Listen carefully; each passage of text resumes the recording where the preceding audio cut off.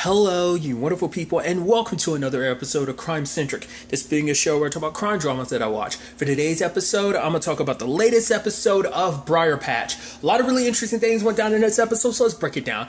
I'm actually shocked to see it's so interesting how they start with Allegra. It's like, oh, we're not picking up with her waking up. It's like, no, she's already been awake, and it's like, all right, how's she going to handle this situation? It seems like she puts a new lock on her door and she kind of hides away the key and everything. So I was like, that's interesting. We never, it's just, but I guess it's because of her line of work. She just kind of, all right, let's get to it. I'm like, we ain't got any, because it don't seem like she let any of the cops know what was up. I guess it's like, for her, it's like, it's casualty of work. Well, the fact of the matter is I won't be caught off guard next time. It seems like that's how she's handling it, that's a pretty badass approach to this whole situation. She doesn't let anyone know. She's kicking it with AD, because they're looking into, Felicity, trying to find out, everyone has, because Allegra is saying that her job is to basically people have versions of themselves that they show, things that they always show, and she dives into what people are trying to hide, and now she's trying to find out what Felicity's hiding. She finds out about a phone, but obviously it's not that simple because the account's kind of closed and they won't let them know where the phone is connected and all that.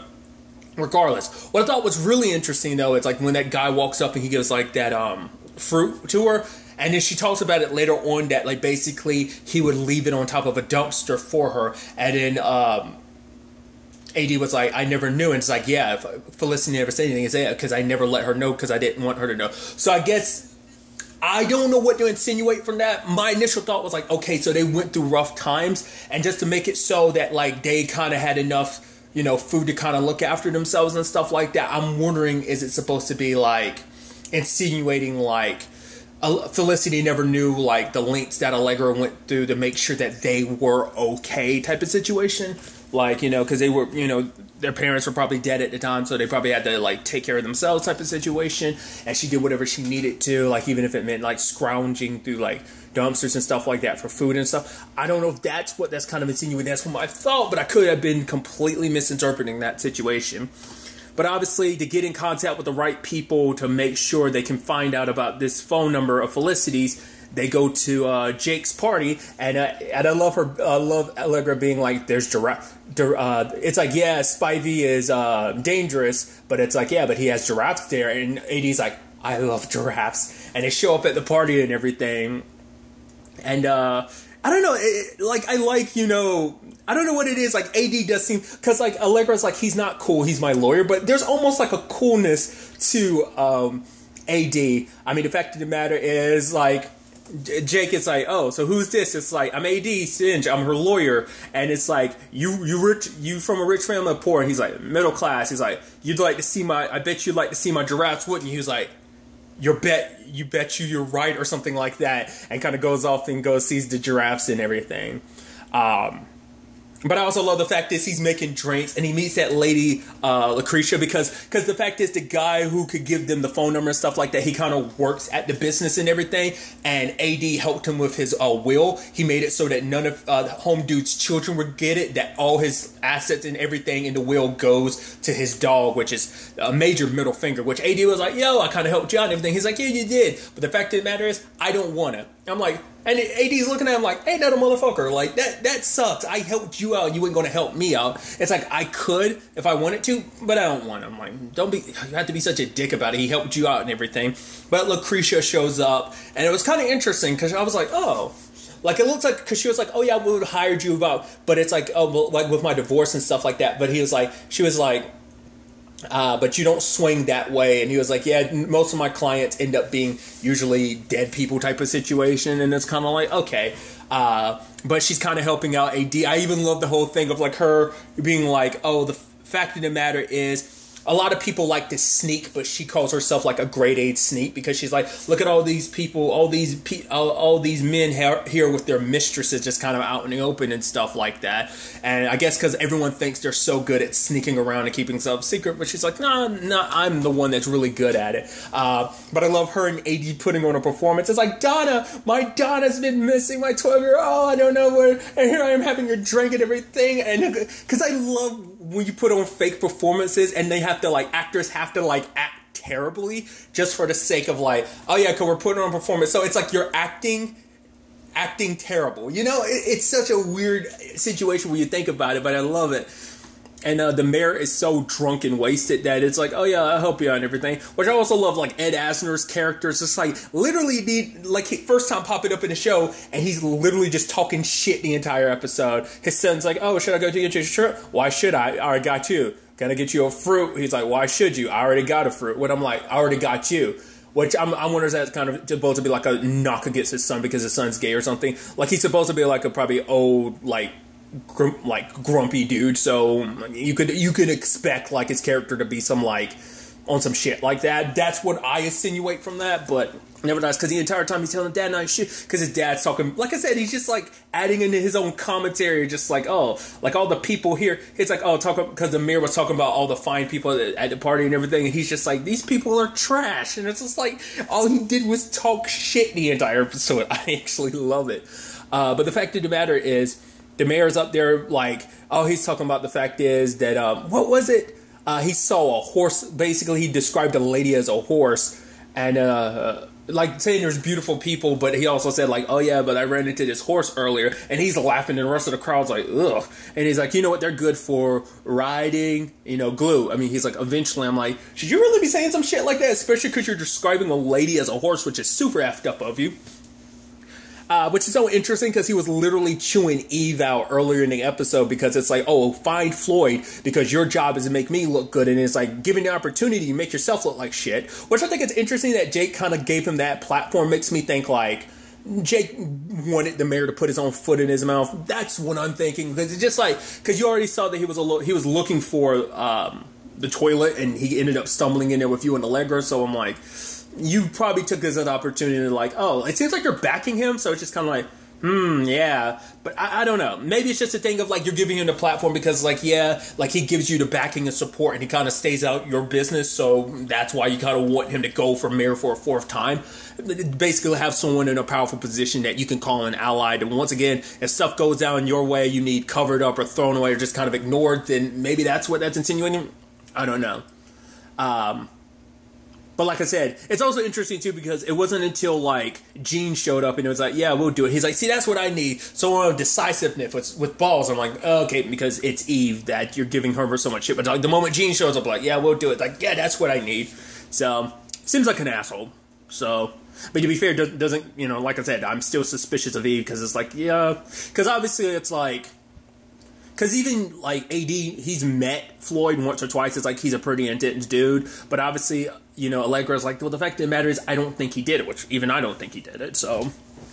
But basically, she ends up having a talk with Spivey. And I think it's really interesting because she's like, yeah, basically someone came to me and choked me out and took your deposition. No, they took the deposition, but not first before choking me out. And he's like, I'm so sorry. Because she's like, we already know who it was. Because he was like, do you know who it was? It's like, we both know who it was. It was Brattle. The fact of the matter is, she's like, you put a target on my back. You literally handed me that deposition publicly because you knew he'd come after me. He's like, no, I didn't. And I was like, so it's like, because that's what she's like, I don't get it. We're literally giving you an opportunity to take Brattle off the board, but you're literally inviting him to town. Like, she's like, I don't get it. Because my whole thought process is like, okay, you want Brattle out of the way so you can take over his operations and stuff like that. But then he brings up the point of like, yeah, I knew the feds wouldn't be able to take him down. I mean, I was right. So I'm going to, the point is you're bringing Brattle to town so you can basically take care of him yourself because it's like, the feds aren't going to, but it's like, why put yourself in that situation knowing that literally the senator's got people breathing down your neck? He's got Allegra here. But to be fair, he knows Allegra is someone he can count on because it's like, oh, you haven't told anyone about the deposition being stolen. He's like, oh, I knew you cared about me. But for her, because she keeps being like, if you're not careful, this noose is going to go around your neck instead of Brattle's. But it seems like, I don't know. Last episode kind of shows us that Spivey is using her for what game we don't know. Because even Allegra kind of suggesting like, hey, you're a weapons dealer, which he was like, no, former weapons dealer, because he starts thinking like, my sister got blown up, who was responsible? He's like, why are you bringing that up to me? It's like, the fact of the matter is, it had to be, she's kind of suggesting it with him, and he's like, whoa, don't even go there, Pick. It's like, we're family, which I'm like, well, to be fair, you're using her, so is that really all family? And so like, he's all acting all, because like, obviously they have history and everything, but I'm like, come on, don't kind of play that. You're using her, so don't try to play the family card now. But he's trying to say like, oh, I was a former, weapons dealer. I have nothing to do with that world anymore. So I'm like, we don't quite know what Jake's game is, but it's definitely going to be interesting to find out. It is interesting also when we find out, it's like Lucretia was able to get, like I said, manipulating particular the mayor. She was able to kind of track down, Felicity's number. And then she goes, oh, wait, I know you, when she sees Allegra. Because, she hears Allegra's name, Allegra Deal. She's like, I know you. You're my husband's dead fiance's sister. And it's like, I didn't see that coming because I was like, it didn't even click in my head to even think that until she brought it up. I was like, oh, that's Jean's wife. I was like, right, she had brought up the divorce situation earlier. Like, I was trying to hire you. I'm like, oh, that's interesting. Interesting circumstances to meet each other under. So that's fascinating. Then they do end up tracking down Felicity, or they follow where Felicity's phone number was, but it's at this restaurant, which they're asking, like, okay, maybe her cell phone got left here, but then they end up finding out, like, basically she lives at the top of, like, in the back, or rather the top of, like, the restaurant, and it turns out the little thing with that Allegra did earlier in the episode, hiding her key inside of the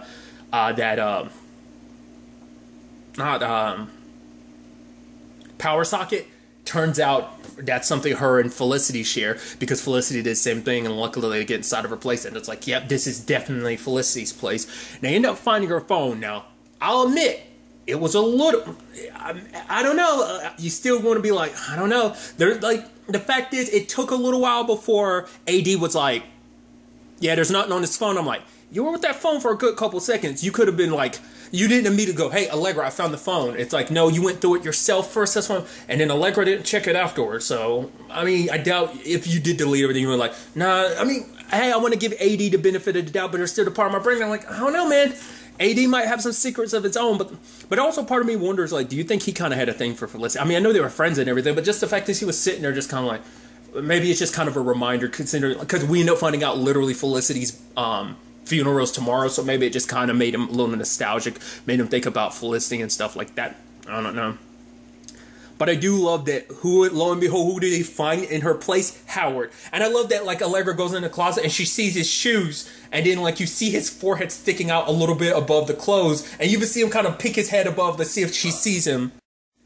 And I love Allegra being like, what are you doing in my dead sister's apartment? He's like, the question is, why are you here? Which I'm like, I love that you try to turn it around, but it ends with you getting punched in the face, waking up, duct tape to the chair. Allegra ain't playing around. The fact of the matter, she's got the gun, and it's like, I will, the question is, when the cops come here, I'll probably say that, obviously you broke into my sister's, for burglary, you broke into my sister's apartment, we found you, and I had to shoot you in the leg to, defend myself. So which is it going to be? Left? No, it's going to be the right. And then it's like, is his gun loaded? She fires it off behind him. He's like, Jesus. And even AD's like, whoa. I mean, obviously, even at one point, like, basically pistol whipping his leg, asking questions. But it turns out because he had actually bugged her place. In particular, he was hired by Floyd to bug her place, which is like, why the hell would Floyd want that? Obviously, not the greatest time to ask him, because obviously he's on the run from the cops, because literally the entire town is looking for him, particularly the cops. But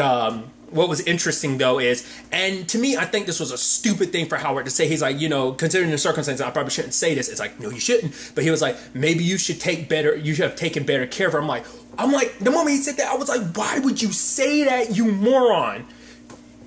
Like, that seems so dickish of him, because it's not like you're the greatest person either. But I guess it just kind of furthers, like, the point of kind of seeming like Felicity and Allegra weren't 100% on the same page. Hence why Allegra didn't know too much about Felicity's life. And in fact, like, wait, Felicity didn't never tell her about Jean and that whole situation, like this whole life she had here of all these people she knew and stuff like that. So it's like, that's what makes this whole situation even harder, because Allegra, she felt like she knew her sister, but we don't know what caused that rift between them, where it's like, why Felicity was back home, but she wasn't, So I guess it's kind of like Felicity made her own choices, like, I want to live my own life, and Allegra kind of did this, whatever the case may be. So, but he's like, oh my God, you're going to stab me? Are you just going to let her stab me? And then, like, she cuts him free. He's like, kind of like, oh.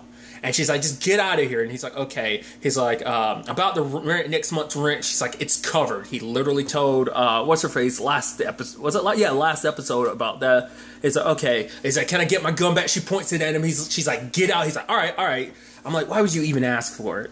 I figured he was going to. But even like AD was like, yo, what was up with that? She's like, yeah, it kind of comes with my job. And it's like, for her, it's like, basically, she's not just an investigator. I guess when the time comes, she kind of straight up interrogates people. And if torture is necessary, she'll kind of have to go down that route, interestingly enough. And he's like, you know, for her, it's like, well, once she's got enough information, she gives it to the proper authorities and just kind of walks away. And he's like, really? You just walk away? She's like, sometimes, depending on if there's something worth staying behind. Which the argument could be, that could be just how Allegra is, just like when things are just kind of, when she feels like things are done, she just walks away. You can make the argument that her and Felicity, because of their complicated relationship, whatever it may have been, maybe that's what happened. She walked away for a little while and just, it's probably one of those or maybe they were on good terms, but maybe, I'm saying all this, but maybe they were on good terms. Maybe it's just Felicity kept her at a distance. Maybe Allegra did. Who knows? You know, so I just think that's all kind of an interesting circumstances. So, but then, you know, she wants to kind of walk to kind of clear her head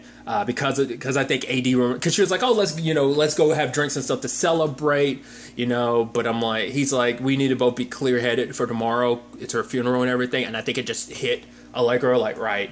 So she goes, you know, walking. She runs into Layla, who obviously now she's like, oh, because I kept seeing him again. I was like, isn't that the dude that works at the bar? Like, because they showed him in the recap at the beginning. I was like, isn't that yeah? And it's like, oh, you're a border patrol officer, which that's a whole thing in itself, because there's that whole, like, because apparently, like, I don't know whether that's suggesting there's some like dirty aspects of that whole situation, because they ended up finding something. It looked like that might have been drugs or something. I don't know what that is, but like Lalo was writing down like potentially like, all right, here's the many family members that probably they didn't find, like stuff was left behind, and I'm like, I don't know. Because it's interesting. I guess, like, Allegra knew him, like, way back in the day. Because she's like, when did you become a border patrol? He's like, yeah, last few years. He's like, I wanted to, you know, basically work my way up the ranks, kind of rise to the top like you. So I thought that was kind of interesting. That line, I'm curious to kind of circle back around to figure out, like, because it seemed like that seems so disconnected, but maybe that has everything to do with what's going on right now, too. I don't know. So, while that's all being, you know, taken care of, like, Allegra's walking, and lo and behold, she sees a zebra. I'm like, what is up with all these animals? Like, what is this storyline going to turn into? Like, I'm curious, like, what that whole zoo thing is going to turn into or not. But, lo and behold, like, an RV pulls up, and it's like, oh, it's us, Brattle, played by Alan Cumming. I've been waiting for an opportunity to bring this up. Like, obviously, you've seen him in plenty of different things. Tin Man, most recently, was the short-lived Instinct, which I'm kind of bummed about. Joe didn't get a third season. But regardless, I recently found out he was Scottish. I had no idea. Anytime I've ever heard Alan Cumming, he's always had an American accent. So once again, you know me, I'm nutty about accents. I'm like, oh my god, you're Scottish? Because I think, I was watching like clips of the Graham Norton show where he was on fairly recently, and I was like, oh my god, that was the first time I'd ever heard his accent. Because I think there was someone else up there on the chair that was actually talking about it too. It's like, oh yeah, he's like, yeah, because most things you see me and I'm playing an American. I'm like, that is so true. I was like, that's so fascinating. Regardless, I got so caught up in that, but nevertheless, it's interesting seeing him play. Like, I don't think I've ever seen him play a bad guy. Like, definitely like an arms dealer type of bad guy. It's a nice role on him. He plays it kind of just very like, oh, like I'm a bad guy, but I kind of don't seem like I'm a bad guy, but I'm actually probably like one of the worst people you'll meet type of situation. And he's got, you know, Allegra, and he's like basically upfront about like, oh yeah, like talking about the $40 million in weapons he stole. He's like, oh no. I forgot how he tried to spin it. I mean, he didn't even try to spin it. He said something, but he was like, oh no, I found them and then I sold them for way more than that whole 40 million, like actually quite above it. But he ends up talking about how sorry he is about the whole situation with Felicity. And everything, but he also brings up a good point. He brought up this interesting thing where he was like, all right, so I'm willing to take my medicine. And she's like, your medicine? I'm like, what the hell is that referencing? And then they start talking. He's like, a couple years. I'm like, medicine, as in you're willing to serve some jail time. Only a couple years, not the life that you would be facing because of all the charges against you. But he's like, that probably like a $2 or $3 million fine. I love that you're literally dictating the things you needed, like for you to kind of basically turn yourself in, which obviously Allegra is like, the senator's not going to go for that. He's looking for scalps in this situation, so he needs like a heavy fall guy. So whatever this situation is, it needs to be, because basically he wants to use this takedown to bolster his chances because it was like, oh my god, you took down this very bad, evil arms dealer or whatever. It looks great on his resume, and it's like, yep, that senator position is kind of well, he's already a senator, but kind of re-electing is like a lock for him. So that's what the whole situation becomes. So, but also it's a whole thing of like, you know, you shouldn't believe everything that Spivey says, because it's like, I'm gonna tell you something that took me a good couple years to learn. Don't trust Jake Spivey. Don't believe a word that comes out of his mouth, which obviously is like, because he's like, oh, that's what Jake told you, that he was out of the arms game. Okay, which kind of implies, like, once again, kind of circling back to what I was bringing up before, maybe that's why he wants to remove Brattle from the equation, because it's like, oh, he's trying to take over Brattle's thing. But that's why I'm like, then why would you? Maybe because Jake was actually crazy enough to actually think like Brattle wouldn't come, because like I said, he's using Allegro, but maybe he knew that Brattle wouldn't actually kill Allegro because it would draw too much nasty attention. So he's trying to, I don't know. He seems like a heavy-ass crime boss to be able to be like, I'm going to, once again, dictate the terms of my arrest. Like, we'll do it for the cameras. I'll get a couple years, maybe 2 or 3 million at most. Like, we'll kind of, like, you know, workshopping your own takedown is kind of interesting. But I don't know, like I said, not unless this is some double play where Spivey and Brattle are actually working together and they're playing like they're enemies, but in actuality they're allies. I mean, they were allies before, but maybe that ally situation is continuing. I have no idea. They both got their own plans and attention, you know, situation set up. But I'm curious, like, you know, Jake seems like the most like, I've got something planned. Brattle seems like he's just going about things as business as usual, but Jake seems like he's trying to make big moves. What those necessary moves are, I don't know. But what's interesting is Brattle at the end drops Allegra off. It's like, I want you to see something. She goes in there, she sees stuff on the ground. It's like, what the hell is this about? Literally someone way, way, way in the distance is running across the damn room, and you're like, what the hell is that about?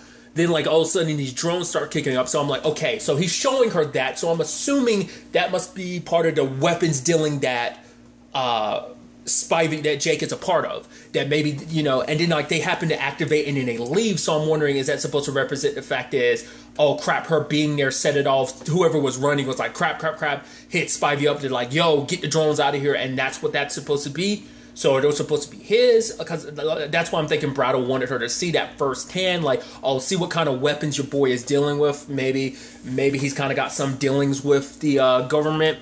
Because even Brattle was suggesting, like, oh yeah, like the line of working I did was fine with the government until they basically decided to kind of disown me and stuff like that. So it's like the government never had issue with what I was doing before until, like, maybe it's like till they could no longer trust him or profit off of him, you know, Brattle. So maybe Jake's kind of filling that role to a certain extent, where it's like, we'll let you continue your criminal stuff if it means. So maybe there's people higher than the senator that know about this that maybe the senator doesn't know, or maybe there's some play here. Once again, there's so many moving pieces to this whole situation. I'm very, very interested to find out where all this is ultimately going to take us going forward into the next episode. But really, that's all I'm going to talk about. So the next time we meet, be happy, be safe, live life to the fullest, and enjoy it. Good day and goodbye.